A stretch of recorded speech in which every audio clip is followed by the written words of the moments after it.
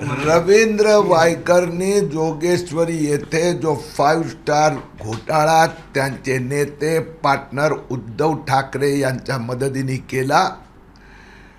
लहान मुलांचं खेळाचं मैदान फोर्जरी चीटिंग करून जुलै 2021 मध्ये 2 लाख स्क्वेअर फीटचं बांधकाम सुरू केलं। शिंदे सरकारने त्यांच्यावर कारवाई केली, FIR झाला, न्यायालयाने त्याला मान्यता दिली। या संबंधी आधी मुंबई पोलिसांची चौकशी, आता ईडीची चौकशी, छापे सुरू झालेले आहेत। त्याचबरोबर ईडी आणखीन काही प्रकरणाची चौकशी करते असं मी ऐकलं आहे। जे 2017 मध्ये नोटबंदीमध्ये ह्याच रवींद्र वायकरचे पार्टनर चंद्रकांत पटेल पुष्पक बुलियनचा 160 कोटीचा घोटाळा होता। जे अलिबागला 19 बंगलो कोरलईला बांधले गेले त्यात पण वायकर आणि उद्धव ठाकरे, वायकरनी आणखीन काय काय घोटाळे केले हे सगळे या छापेत, या धाडीत बाहेर येणार।